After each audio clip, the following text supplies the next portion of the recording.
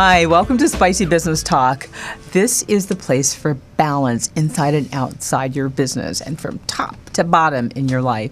You know, just really giving you ingredients and recipes to create your own success. That's what this is all about. All the resources from our speakers, entrepreneurs, executives, authors, and thought leaders are here to just shower you with all of their expertise. And today, we're talking about some simple ways to prepare for the business of entertainment with my special guest, Christian Reyes. Christian, welcome back. Hi, nice to be back. Nice to be back. So I want to talk to you a little bit about some things that you might want to share, quote, because you have been kind of doing this since you were a kid. Yeah. So whether you're a college student or an entrepreneur and you're looking for a career change, you're looking to do some things in this business, what kind of words of wisdom do you have? Well, I believe the more you sweat and practice, the less you bleed in battle. So Say that one more time. The more you sweat and practice, okay, the less you bleed in battle. I like that. Yeah. So for film, you have to work extremely hard because there are so many people out there that want this want in. And so you have there's no shortcut, there's nothing. I mean, working with studio, I work there sometimes from 3 to 9 at night. Today I think I worked there till 10 right after this. So it's a very busy day. So you have to just keep working, practicing, refining your skills. You have to keep doing things that you don't really enjoy, but you have to keep doing so that you can improve yourself. Yeah, absolutely. Yeah. Because it doesn't come just because you say, I want to do this. It's not going to happen. No, you have to make it happen. It does not. You have to really make it happen. So tell me some of the goals you have for yourself in this business. What are your goals? Well, the biggest goal I want to be is obviously I want to be a movie director. That's a movie director. Yeah, that's really far. That's Woo! You're going to do it. Yeah, it's really far it's really far. But I haven't given up on my dream. I'm still working hard. Some people are like, you're being ridiculous. Don't. No. You know what I say about people that don't support your dream? You eject them out of your life. Well, I mean, because sometimes it helps when people say no, because then it kind of motivates you. Because I like proving people wrong. I really like proving people wrong. There you go. Because I just like that feeling. Like you said, I couldn't do it, and I did it. Like you just. Yeah. When I was running for Young Men Idea for the state of Commerce, I was up against this other guy. You might remember Mario. I do. Yeah, Mario. I was up against Mario, and he had. How do I say this? I guess you could say he was better looking than me.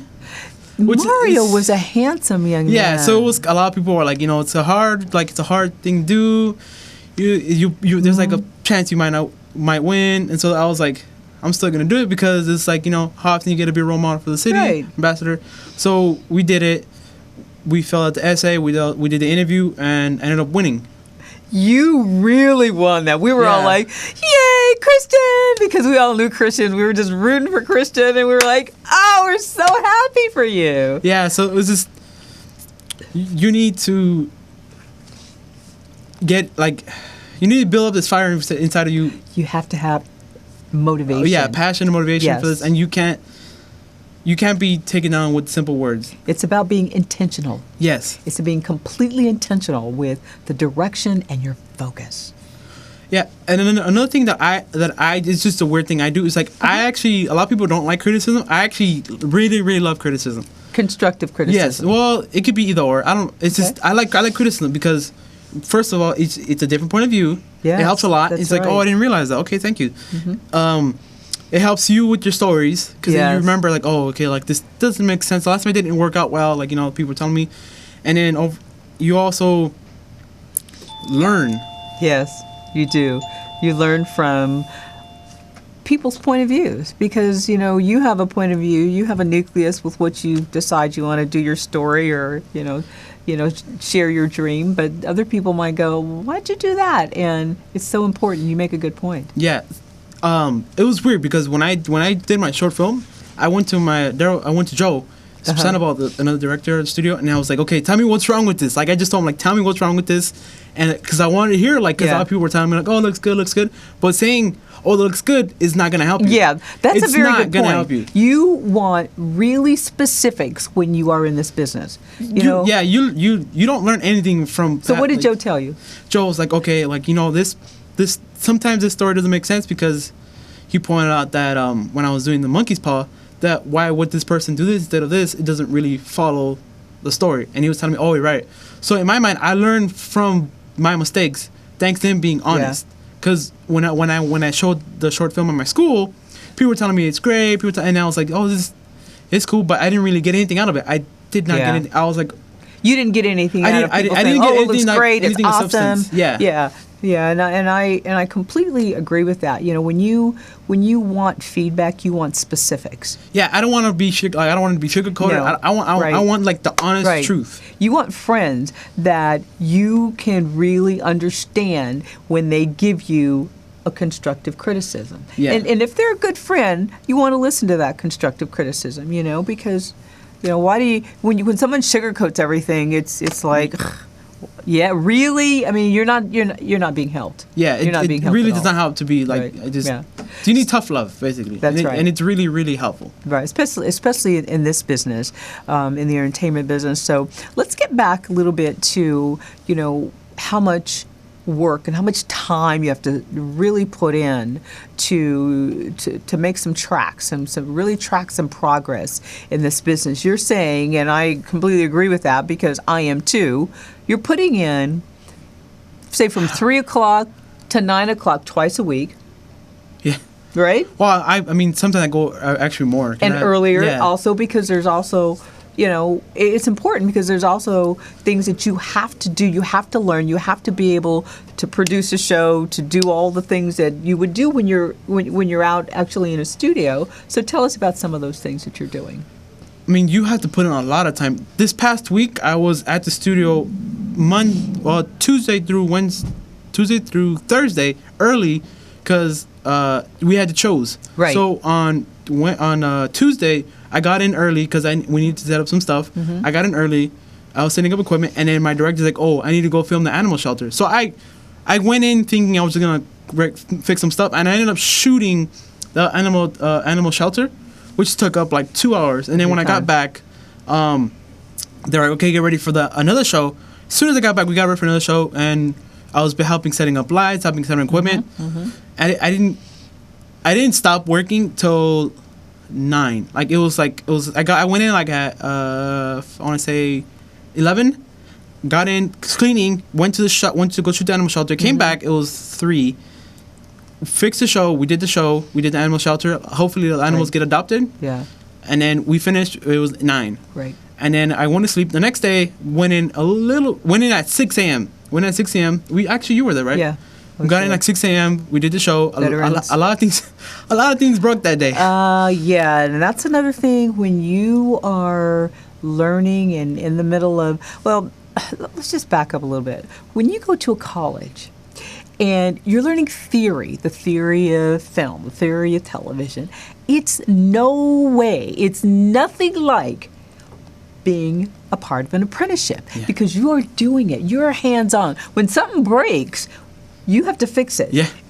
In the classroom, it's like, okay, if this breaks, what would you do? And you it's so completely different. At school, actually, some of the equipment does break. Yeah. And class literally stops so that they can send in an engineer to go fix it. An engineer. Yeah. We are the engineers. Yeah. So then at my school, I'm like, I just stand there, and it kind of bugs me, but I'm not allowed to touch the equipment at school. So it kind of bugs me because some of the stuff can be fixed easily. Yeah. One time I got really frustrated at my school and actually went and fixed the problem. And they weren't really mad at me, but they were like, "You shouldn't be touching the equipment." But I was like, "We're wasting class time. People have to turn in their projects. Like, I didn't have time." I know what I'm doing. Yeah, so I knew. Excuse me. Yeah, a lot. I'm okay to help you. I'm amazed because, at school we do learn a lot. I do learn I know how to do more artistic stuff, but you don't learn anything technical. Yeah. So whereas over there at the studio, I learn a lot of technical stuff, but it's not really artistic. So there's a balance where I do it. There is a balance. Yeah, I think one of the most important things is with the apprenticeship, it's an opportunity to continue to up-level your skills in all the areas that we're talking about. I mean, there's an audio component. We were kidding about the audio guy, as a part of the class too. The audio guy at this radio station. What's the audio guy's name? His name is Hodge. Chris Hodge. He should put I've always asked him to put a camera on himself. He won't. You just turn this camera around? Yeah, let's turn this camera around. He won't let us do it. Christian's doing it. Yay! I love it. Come on, turn it on. Oh, shoot. He won't turn it on. See, we will find out because we know how to do this.